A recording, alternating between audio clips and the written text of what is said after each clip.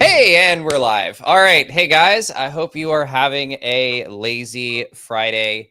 My Friday was going to the lab and getting my blood taken, which is terrible because it makes me almost pass out every single time. And they had to put ice packs on my head and on my chest and give me apple juice and lay me back in a chair like I was being admitted to the hospital. And they took like half an ounce of blood, so utterly ridiculous. But that was my Friday. For y'all's Friday, I am happy to bring you a really cool cat that I met recently. This is Rooney. He runs Nonprofit Board Builders. I probably should have asked him for a bio ahead of time, but what we'll say about him is I'm really impressed at how well he knows and understands boards and really understands how to make your board work as a nonprofit leader. So I'm excited to have Rooney on. Excited to talk with him a lot more about boards. And I think I titled this How to Unsuck Your Board. So we'll jump right in. Rooney, my first question, anytime I interview a expert in the nonprofit space, how did you get into this crazy world of nonprofits?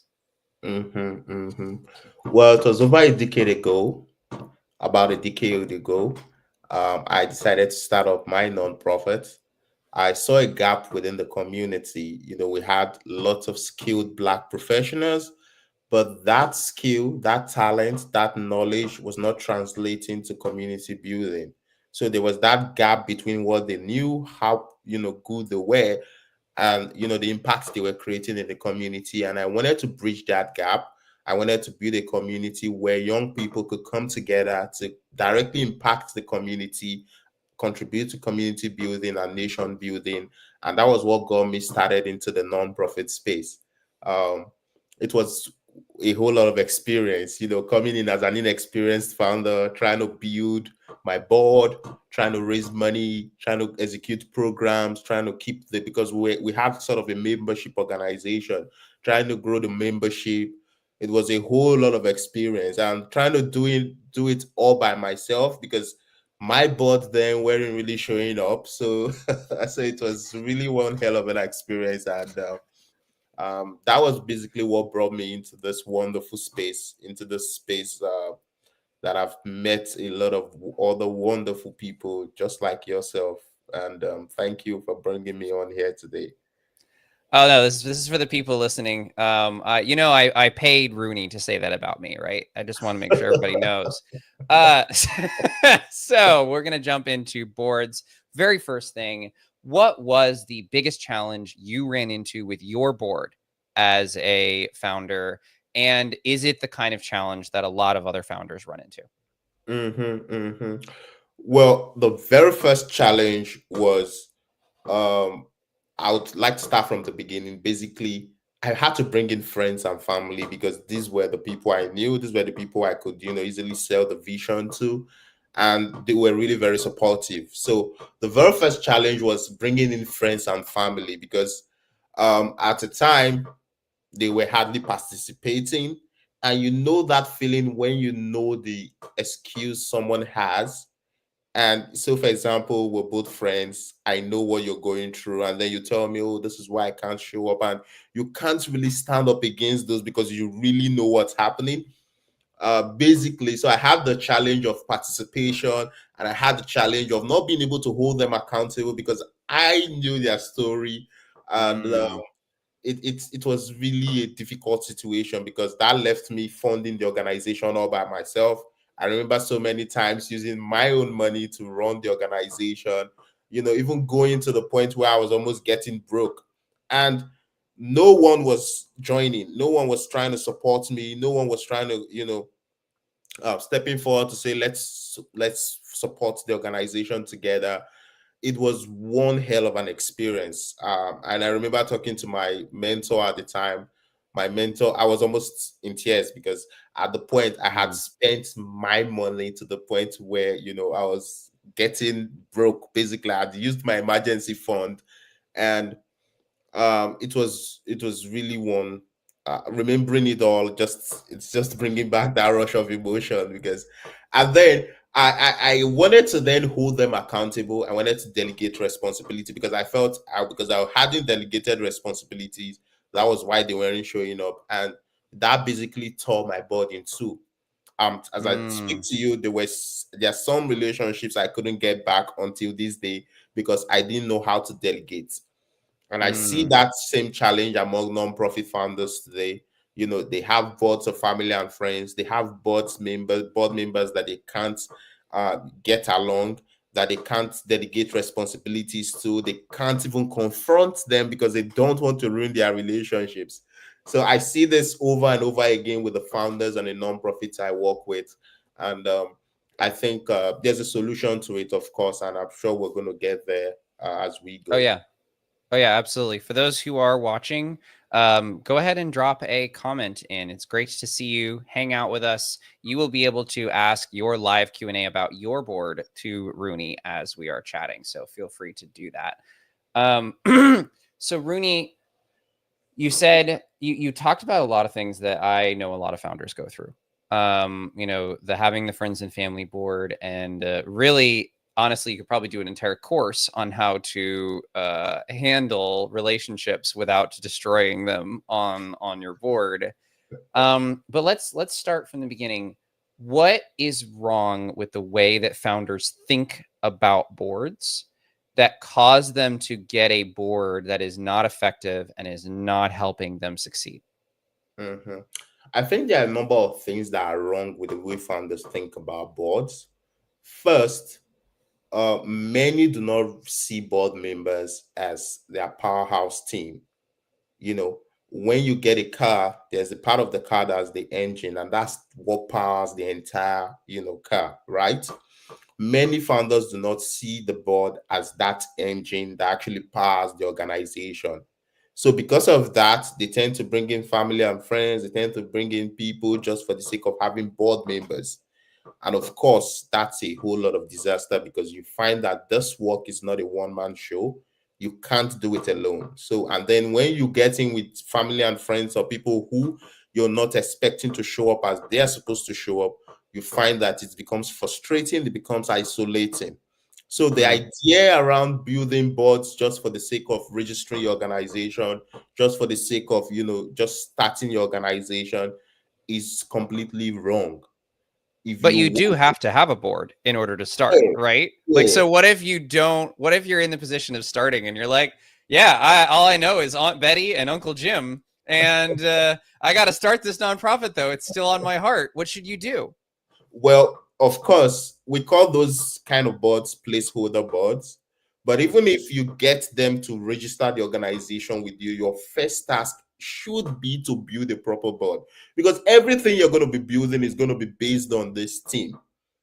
mm. And even experienced founders make this mistake as well. When they're building up, they go for governing board members instead of building teams, a powerhouse team or a founding team. A governing board is always going to be a governing board trying to checkmate you, trying to make sure they provide accountability when they're supposed to be building with you. So it's very important that even if you make the mistake of or you have to bring in placeholder boards to start up the journey, your first task with your placeholder board should bring in is to bring in the people with the skills, the expertise to be able to support you. And also the idea of just building a board for the sake of a board, I see this even among professionals, and it's completely wrong. You need a powerhouse team that is complete. When I say complete, you need a fundraiser, you need somebody who's going to help with marketing, you need somebody who's going to help with community outreach, strategic planning, HR, because these are the parts, these are the skills that's going to help you build that organization. It's just like somebody who's starting up a business and then you're on the point of bringing in people, you're just bringing in people for the sake of bringing in people. No, you're going to want to build a team that's complete so that you have all the skill sets to help you. And when I say help you, not because these board members are going to jump into the field and start helping you handle marketing, but they're going to help you plan out what is marketing supposed to look like for this organization. Who do we have to bring in to execute? What's the marketing plan we're going to execute on? these are the kind of people you need to bring in so that you can be able to build, a proper organization. That's interesting. So it's less that you're bringing on. A lot of people look at the board as there's the people that are going to take the work off my plate. But it's less that you're bringing in a board of people to take the work off your plate, and more that you're bringing in a board of people who can bring in people to take the work off your plate and can like guide and lead in that way. Is that a fair like understanding? Yes, like I'd always tell founders and board members, the job of the founder and the board is not to do the work. The job of the founder, the role of the founder on the board is to create the roadmap and recruit the team that does the job. And this is one of the reasons why organizations remain at the startup level. They never grow. Because why? The board members who are supposed to be putting, providing oversight, building out the organization, basically doing the high level task, are running around doing the small stuff. They're managing social media, they're doing community outreach, they're doing things that takes them away from the big picture. So if you want to Mm. be able to build an organization that's truly going to scale, you must be able to get your leadership to play the big game while you bring in the people who does the work. Like I would always say, one of the roles of the board, that that's first, the board is a trustee, and running down from that, one of the role is the facilitator. The board facilitates communications within the community to identify the needs and the solution so that they can then serve as architects that then plan out that solution in a way that it's executable and scalable. And then they mobilize. They tend to mobilize resources, they mobilize the people, they mobilize the community to take charge of even the change they are trying to build. Because when you bring in the change yourself, when you do the work yourself, you leave the community dependent. So you have to be able to mobilize the community and the people to do the work. It's just like an Mm. architect. After drawing the plan of a house, you find the architect on site trying to mix the cement, trying to lay the block. That architect can't provide that oversight that's needed to then make the plan go according to the plan. But when the architect draws the plan, mobilize the people, he can then provide that oversight so that the house can go according to plan. Okay, so this makes sense if I'm a highly paid New York City architect, right? Like I have but tons of money and I will go out and I will hire the people who will then, or my contractor, right, will go and hire people who will do the work, right? But I Yes. am a lonely, broke nonprofit founder. And so let's say I hear you, right? Okay, I'm gonna get Uncle Jim and Aunt Betty off of my board, and I'm gonna get some new people in. How do I actually let's make this hard, right? I don't know anyone. I'm passionate about my cause. I know literally I lived in a house with Aunt Betty and Uncle Jim for 30 years of my life, and this is my first entrance into society. How do I then go about building that board, that really active, really engaged, that board of leaders that you're talking about building? Mhm. Well, what you just talked about is one of the most important, it's one of the popular challenges we meet out here when we talk about boards. I don't know people, I'm not well connected. How do I then get those professionals to join me? Well, the truth is, it's not about your network. It's not even about the size of your nonprofit. It's your understanding of the board recruitment process.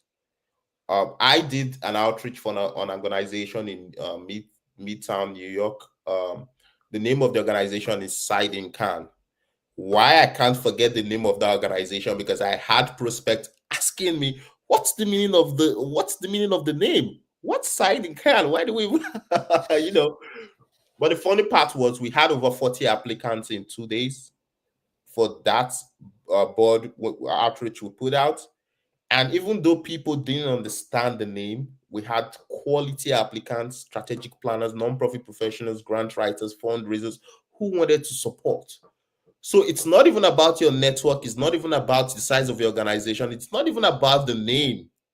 It's about your ability to be able to run a successful board recruitment outreach. I'll tell you this, like never before, there are so many people out there who are willing and eager to want to give back. professionals who want to support organizations, who want to show up as board members. I see this every day. I'm presently running an outreach now, and in less than a day, we already have over 49 applicants. If I could pull up my screen, you did see these applicants in less than a day. So if that's going to run for maybe the next 3 days, we're going to have over 100 applicants for just about 5 rows we're looking to fill within that board. So it's your ability to be able to launch a successful outreach. I run a community on LinkedIn where we connect professionals to nonprofits seeking board members and nonprofit seeking boards to professionals. We have people joining this community every day, basically eager to show up. I have them on my inbox telling me, I have this skill set, over 20 years in organizational development. I want to be able to support organizations. I'm retired. It's your ability to be able to launch a successful board recruitment outreach. It's not the size of your organization. It's not about your network. I myself, I'll tell you, I hardly even know people, but I have lots of people because I always run board recruitment outreach, because we also have a database of professionals across the US who's reaching out to us saying they want to join boards. So we have that database. So we're always putting out outreach to have people come into that database. And also, we're running outreach for organizations consistently. So we see this result from time to time. And I also see board outreaches out there where over 3 days you have just 3 people applying, or you not even have anybody applying. That's because they don't understand the process. And it's something that can be learned. And once you learn it, it's going to make a whole lot of difference for your organization. We did get one of our viewers connecting through Rhythm ask, where is this community? Because they want to join. They're a nonprofit, so I imagine they'd want to join. Can you talk a little bit more about this community? Maybe drop a link to that community in the chat? I'm going to have to pull it up. Yeah. So the community, it's Nonprofit Board Match. It's on LinkedIn. We also have the community on Facebook, but it's not as active as what we have on LinkedIn. Professionals, basically people with 20 years of experience, 30 years of experience, CPAs. I had the CPA reach out to me. He's called the Money Doctor. He told me there are only about 20 of these people with this title, the Money Doctor, in the United States, and he's one of them. He's seeking to join the board. So you can see how much these people want to be support. So it's the Nonprofit Board Match. You can search it up. But let me quickly pull up a link to connect you to the group.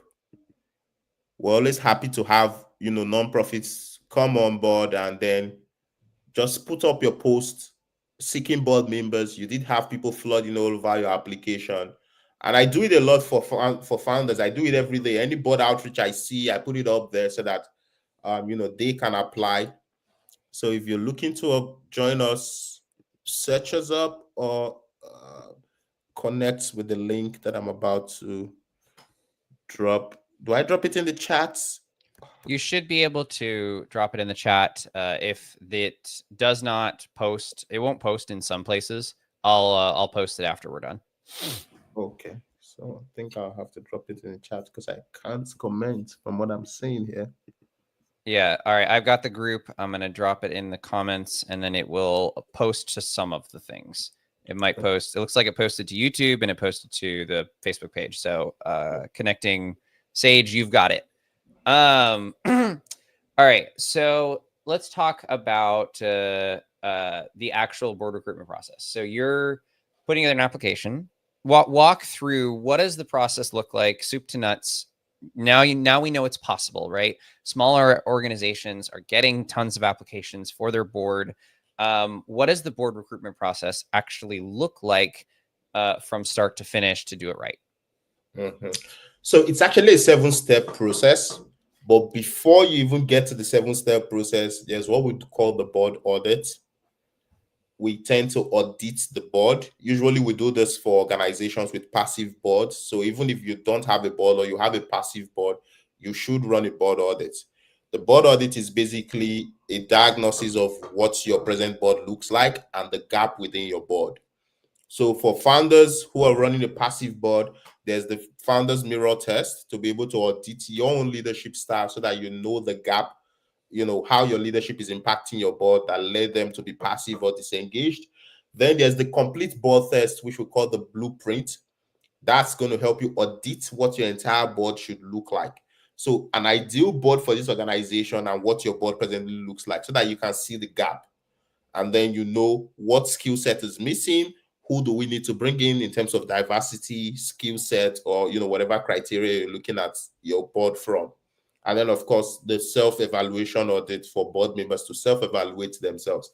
But the most important part of this board audit for this purpose is the complete board audit, where you audit the board to find the gap within the board, so that you can be able to complement the board with the board recruitment process you're about to go to. So once you identify the gaps, you know the skill set that's missing, then you can then come to the 7-step process. So before you get to the 7-step process, then, is this audit available online? Like if somebody gives you their email, do they get a copy of this audit that they can apply, or how do they get access to this this super secret special formula audit you have? Well, I'm like I told you the last time we talked, I'm trying to build an app on it so that board founders can be able to do this. Just have the form, and then you can share the form with your board members. You audit yourself, and then you get the interpretation, the response immediately. But for now, I do it for board members. You have to fill up the form, and then I'm going to look through it. I'm going to then provide you a complete response, interpreting what's missing, and what the entire board should look like. We also provide the form to people who get our board ultimate fix, because we have a complete roadmap, and with instructions, with the tools to be able to fix your board. So we provide the form, and then we tell you how to interpret it, how to use tools like AI to do the interpretation, so that you can be able to identify the gaps. But of course, hopefully in the next couple of weeks, we should be able to roll out the better part of the AI app that can help you audit and then interpret the form. So, but if you want to do the board audit, reach out to me. Since you're on this call, I'll be happy to help you do that for free. That's there you go. There's your freebie right there from connecting with Dan. So yeah, that's basically what it is. Okay. Do you have a link? I'm looking up on your website right now. Do you have a link to that board audit or for the call with you thing? I'll just say send me an email. Okay. Send me an email. I'll then send you the form, because what we do is, if you want to get the complete board ultimate fix, that's when you get the form. But since we're doing it for free now, you just send me an email. I'll just reach out to you with the form, and then you can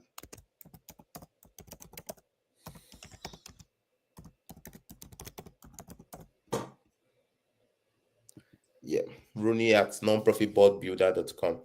So I'm dropping the email in the comments for anybody who wants it. So once you send me an email, of course, I'm going to then get back to you with the form. You just fill it up, get back to me. I'll run the interpretation. I can also share the complete board audit, so that you can send to your board members, your passive board members, because the real goal of this audit is to really be able to reactivate your entire board. So one, you're auditing your leadership so that you know how your leadership is influencing and limiting or impacting your board. 2, you're auditing the entire board to see the gaps. And then 3, you're giving board members the opportunity to be able to self-evaluate themselves, audit themselves, so that they know how their own participation is affecting the board. And then you can know how to move forward, whether to let them go, those who are not meeting up, or to get those who are willing to say, I want to step up. You get them to recommit. That's really so does it do they automatically get an F if you send them the form and they don't fill it out? Like, is that an automatic fail? Well, what we do is we make the board audit it's not a judgmental audit. We frame it as a strategic step forward for the organization. We're trying to get to this next level of this organization, and we know the importance of our leadership. We want to be able to audit ourselves so that we can know how to then improve ourselves to build the kind of organization we all want to commit to. So And then, of course, you're also including a timeline. When you get your board ultimate fix, you get the email templates, all that goes with the form, so that they fill up the form and get back to you as soon as possible. It's it's a complete process that factors in every aspect of it, including them not filling up. Yeah, And that makes perfect aside sense. after the audit, of course, there's also what we call the board re-engagement. So because now you have their response, you know where they want to participate, you know how they want to move forward. You have to then meet with them on a one-on-one level to discuss how they either recommit or how they step down gracefully into other aspect of the organization, so that you can be able to build a board that's fully present. Mm, that's amazing. Okay, so let's get back to the board engagement, the seven step board recruitment process. Let's talk us through those 7 steps if you want to recruit a really active, really engaged board. Mhm. Now, we know where the gap is. We know you Mm-hmm. need a fundraiser. We know you need somebody who's going to help with marketing. We know you need somebody who's going to help with human resource. Now we know who you need. The first step of the process is the planning. Since we know who you need right now we have to plan, where do we find these people and how do we bring them in? So that's where you have to plan. And then, of course, you have to define what's the value proposition for joining our board, because this is where a lot of people miss it out. You think people just want to join your board just because you have a board. You have to be able to determine what's the value proposition. Why should anyone consider joining your board? Because that's going to form the foundation of your outreach content. So all that goes into the planning, the strategy, how to bring them in, the materials you need to bring them in, the timeline. All that goes into the planning. Once you're done with the planning, the next step of the process is developing the materials you need for the outreach. So you're most likely going to need a board recruitment pack, the board outreach messaging, the interview questions, the board application form, your board manual if you don't have one, um, scheduling link for your interviews, all these materials and tools you're going to need throughout the process. You have to create them at the second stage, because it's not when you start putting out outreach, that's when you want to start creating materials back and forth. You want to be able to show up to these board members that you are a professional, you run a professional board. So developing those materials, branding them properly is very important before you then go in to the third step of the process, which is where you launch the outreach. So So launching before we get to the third step, right? So you're talking about a board application. Now, for most people, for most nonprofit founders, the board application is please won't you join my board? Right, with a pretty please or a emoji at the end. So talk to me about board applications. Do you do them for small nonprofits? And if so, what are you putting in this application and why it is why is it important to have an application to join your board? the board application is very important. Like you said, the mistake is just inviting people into your board. That alone signals that you are not running a professional board. It signals that you yourself, you're not a professional, a leader that they should follow. When people apply, they tend to put a lot of seriousness into what they're applying into, because they apply, they feel this is serious, then it means I have to show up. So it's the very first subtle sign to saying, we run 100% participation, a serious board. So it's very important they apply, regardless of the size of your organization, they have to apply. And when it comes to the application, their names, what they do, if they've joined the board before, what they would like to contribute to a board, you know, it really depends on the organization, but it's basically like when you're applying for a job, they have to apply that way, because when you apply for a job, this is serious and you want to really apply. But of course, it's basically collecting those basic information about them. When you go into the interview, of course, you're going to get more information, but you want, regardless of how the form is, it could be 5 questions, it could be 10 questions, it could be 2 questions, but you want to make sure they apply and they know Mm, they're applying, so that So they are you're stepping changing forward. the mindset there from I need you to you want to be involved with this, Yes, basically. Okay. very important. All right, so that's our third step. Is that I think it's third step is the application, preparing the Yes, materials. application. Let's go on to the fourth step. So the fourth step, of course, is vetting and the interview. Now you've put out the application, they've applied, you want to vet. One of the reasons why we do the board audits before this process is also to ensure that the board recruitment process is not just founder driven, it's board driven, so that when you do the board audits and then you have the one-on-one conversation with each of the board members, you all have agreed that this is how we want to move forward. You now have a general meeting on, agreeing that this is how you want to move forward. We now know there's a gap within the board that we have to fill. So it means the board is agreeing that we have to go out to bring in people. And of course, with that, you can then tag in one or two members, board members, to yourself to join you in the outreach process. So why I'm explaining this is because when you want to vet, you're not just vetting alone, you're vetting with your board members. You're vetting Mm. with your team. So you're putting out the applications. These are the people who have applied. You send it out, have everybody put in their voice. This is a good candidate. Let's invite this person in for an interview. It's very important. It's a one person view doesn't always work. Have two or three people look at that application and then conclude that this is somebody we should talk to. And also, Good. go on. I wanted to talk about when you go into the interview, you also want to be able to show up with one or two of your board members because you're not a one-man show. You want to be able to show to the new board member who's coming in that you have a solid board behind you. That sends a subtle sign to them that this is serious, and this is I'm belonging to a group and not just working with one person.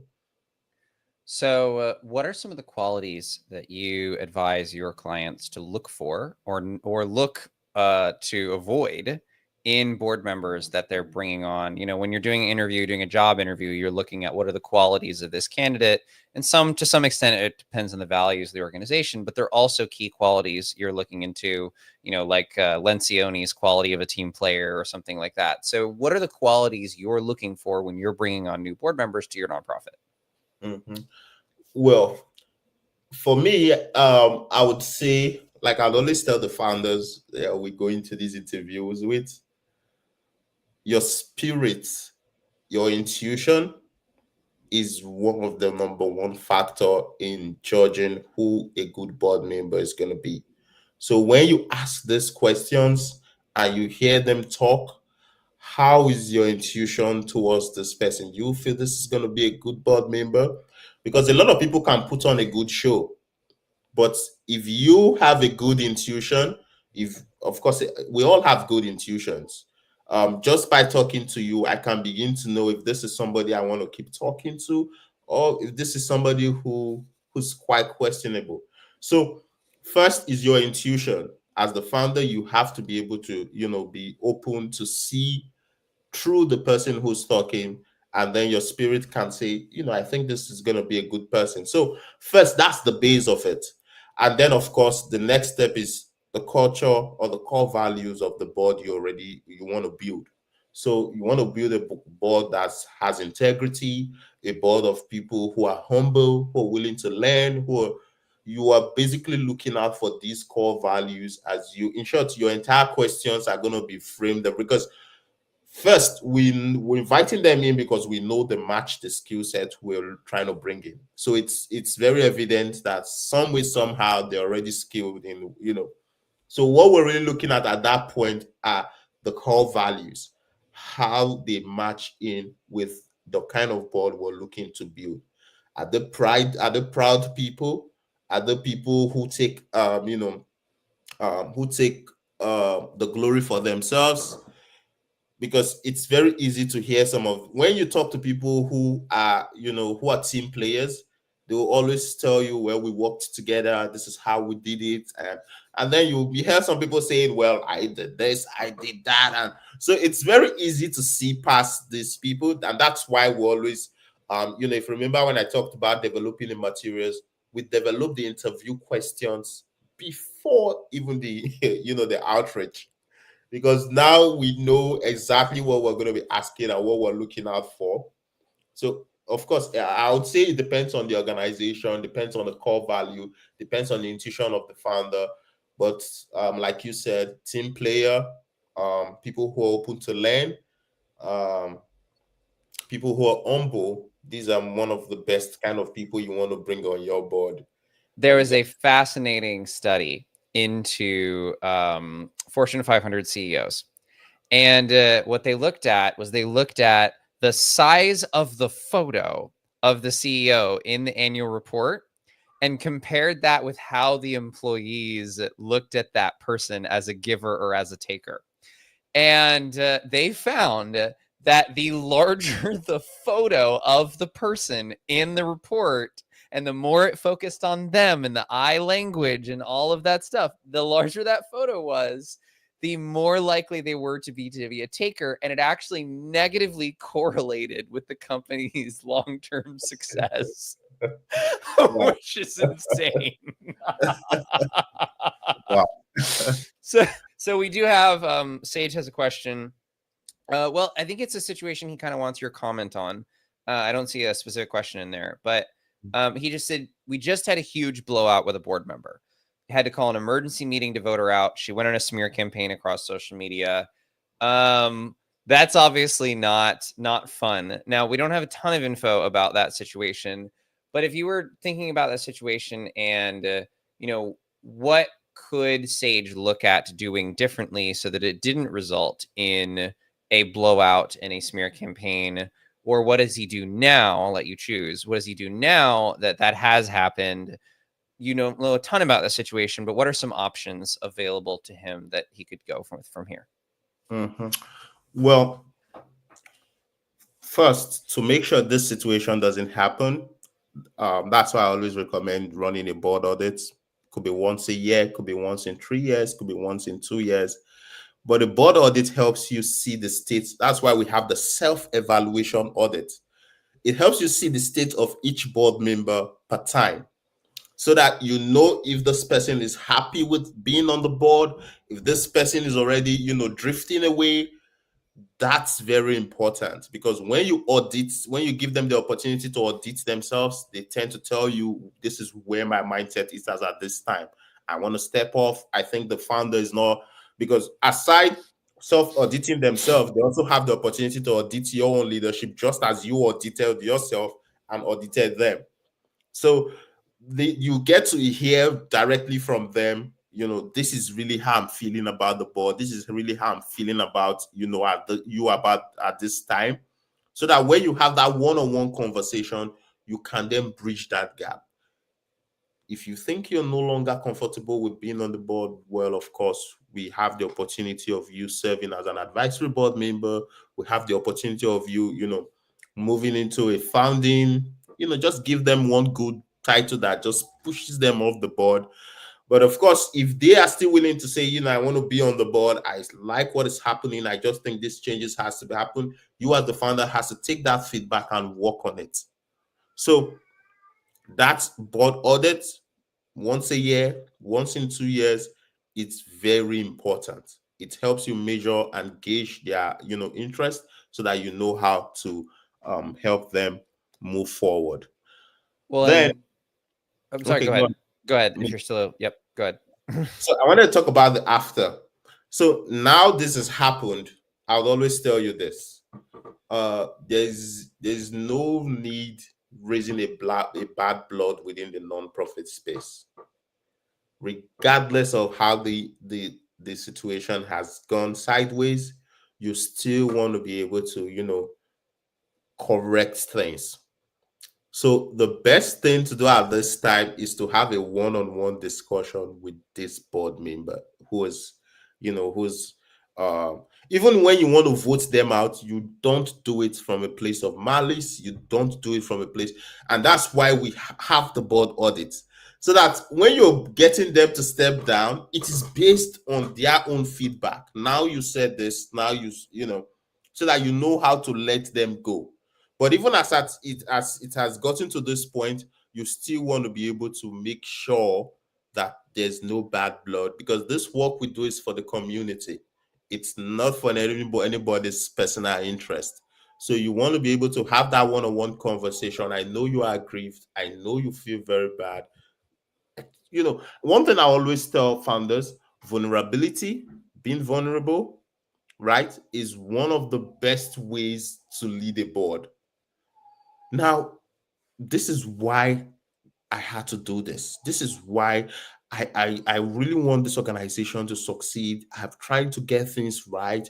I know I may not always get it right, but I'm really trying my best. And I want you to be able to understand that, we're all humans. So you being vulnerable, you been expressing why you do the things you do, why you had to do it, especially tying it to the organization's growth, and then getting them to also, because when you're vulnerable, you also get them to be vulnerable with you. And then they can also be able to express to them, you saying, this is why I really wanted to be a part of this. This is why. And then once you come to a sense of agreement, she can always go back online to, correct those perceptions that she's put out there, because you don't want that to keep running. Even if she keeps going for the next 1 year, she may still keep talking about the situation out there.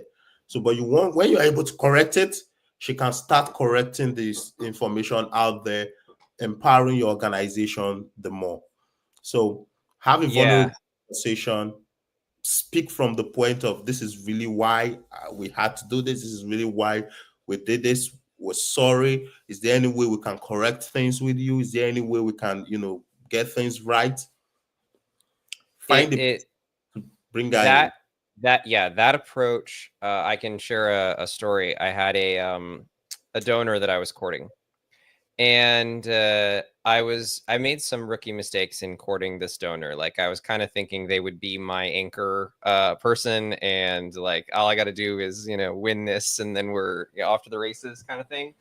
And I was courting this donor, and it was going really well. So we had the first conversation of like, this is the vision, this is where we're going. Okay, great. This is something you would financially support. Yep, I'll financially support this.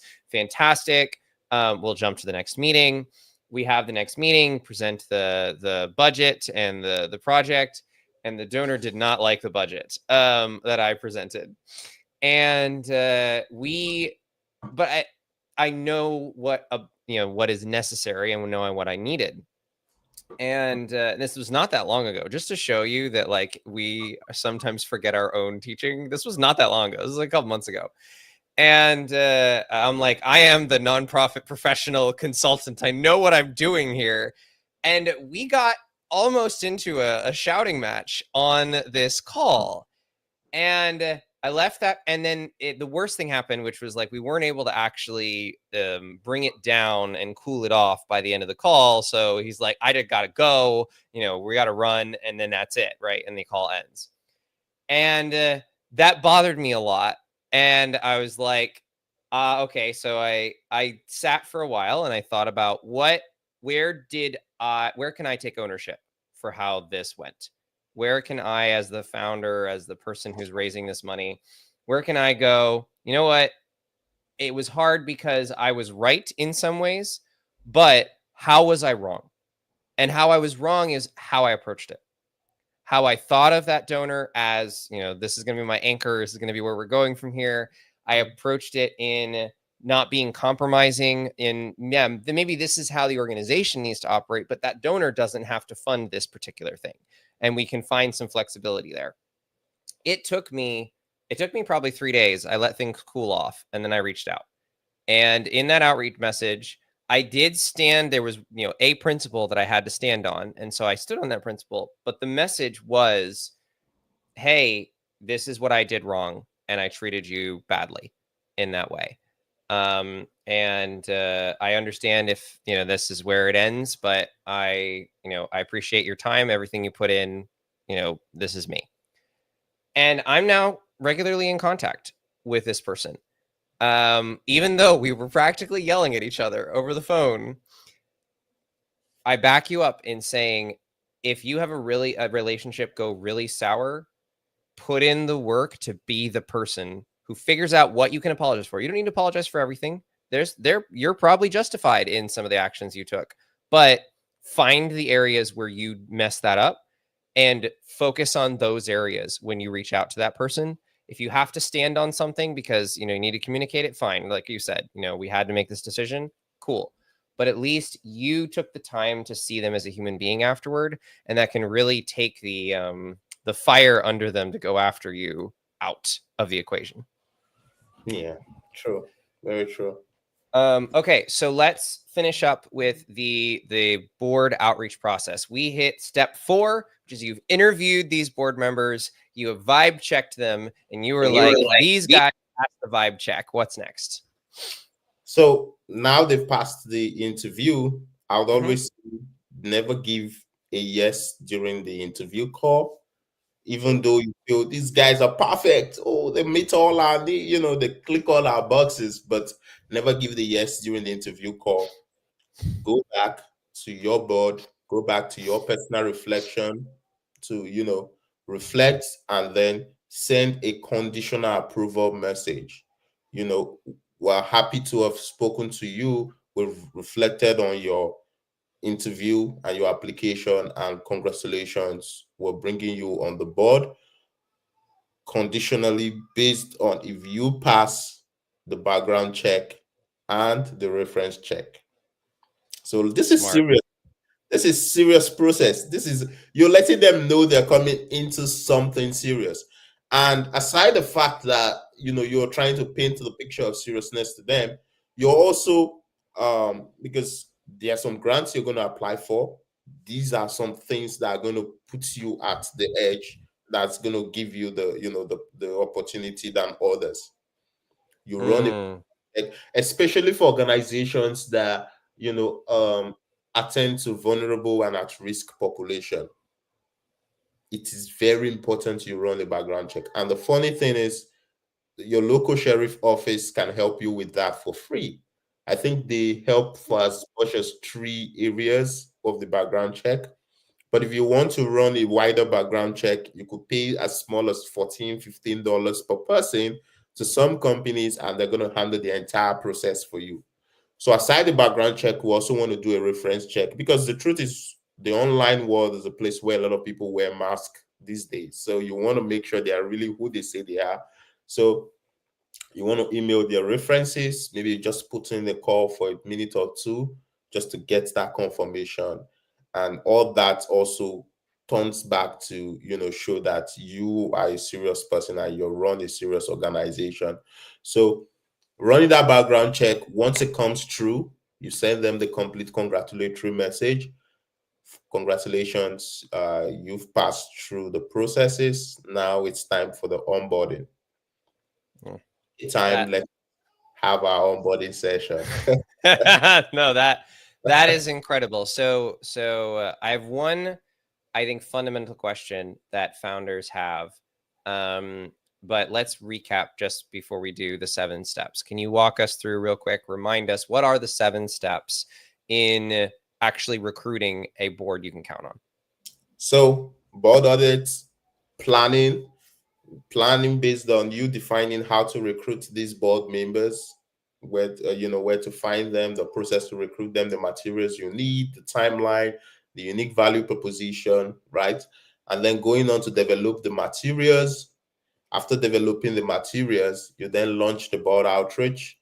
Launching the board outreach is basically going where your prospects are. So if you're looking for a fundraiser, of course, there are fundraising associations, platforms like LinkedIn, and so go where they are. If you're looking for a logo person, there are bar associations. If you're looking for a Christian, you're most likely going to go to a church. If you're looking for a Muslim, you most likely have to go to a mosque. So it's basically going where the people are. And then once you launch the outreach, they apply. The next is to vet and interview. Those are one step together. After vetting and interviewing, of course, you then run the background check, reference check. Those are one step as well. Once they pass through the reference and background check, you then invite them in for the onboarding call. That is fantastic. Okay. Our final question is a doozy. The number one reason that I hear from founders for why they are not growing their board is they will vote me off the nonprofit. Basically, that there's a fear, and I would argue it's a legitimate fear in some places, that if you bring on a board that has legal power over your nonprofit, you're the founder, you're the one who is spending, even if you have an active board, they're spending maybe 8 to 10 hours a week on your nonprofit. Most of the founders I know, their nonprofit is their full-time, sometimes unpaid job. So you're putting in 4x the effort of your board. They're not as engaged, yet you're going to bring these on and they're going to have as much or more power to, kick you off your nonprofit than you would. How do you help? How do founders navigate that tricky legal scenario? Hmm. Well, aside the fact that that's a legitimate fear, one of the reasons why founders think this way is what we call the founder's syndrome, founderities, or the founder's paradox, where you want to have complete control over what you build. And it's very important you're able to know where this fear is coming from. Because if it's the founder's syndrome, it's most likely going to limit your organization. And one thing I would always say is nobody owns a non-profit. So the more you operate from that perspective, the more it's all yours. Just like Jesus Christ said, the more you let go of something, the more it comes back to you. So first of all, you have to put that orientation aside. This work is for the community. And if anybody is saying they want to take charge of this work for the community, you should even be sharing them on. So there's no reason for you to fear. And the good thing about building a nonprofit is not really the nonprofit itself, it's who you become in the journey of doing so. Because even if that nonprofit fails or that nonprofit walks away, you're going to build something bigger with just a little time because you have now become the kind of founder who can create those results. So, but again, that fear is completely understandable. And one of the things we do is we have to put in a clause into your bylaw saying the founder is a permanent member of the board of the organization and cannot be voted out. So we do this for founders who have that legitimate fear of, I don't want to be voted out. And so it's very easy. We'll put that into your bylaw, and then it's every board member during the onboarding session. We also review the bylaws so they know. And one thing you should also think about is if you're not bringing in a group of friends into your board, these people are different people from different places. So if they're able to come together behind you and agree to vote you off the board, then you shouldn't even be on that board because you're basically the connecting point. So if they should have more connection outside your circle to be able to do that, that's a huge red flag. And one of the things we also do is we put in accountability processes so that like I told you that last time we talked, I recommend you talk to your board members at least twice a week. So on a Monday, you're asking what we have to do, what resources, what support do you need? On a Friday, you're asking what did we do, what lessons did we learn? And it could just be a 1 minute phone call.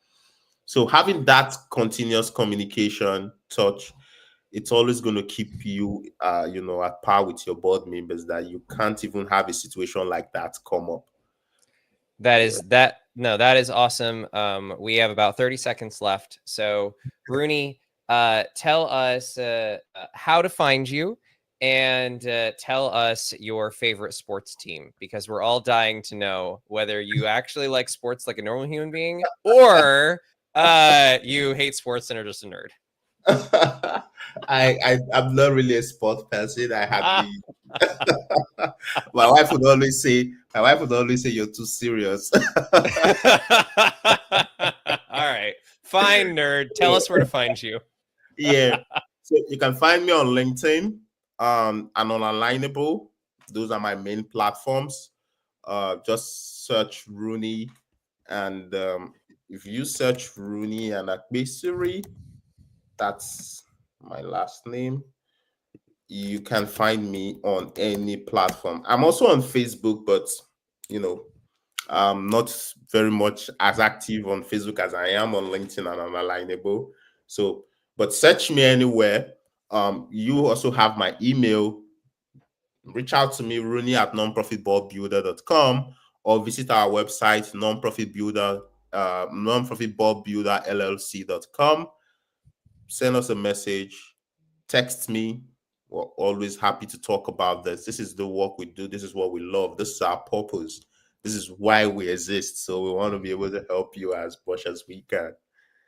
Thank you so much for coming on, Rooney. I know it's been a while since I've done this live stream. If you guys like it, maybe I'll do it again. There was enough, I think, likes and like comments in here that I feel like doing another one. I might not feel like doing one after that if you don't engage next week. So we'll see where it goes. Have a wonderful rest of y'all's day and weekend.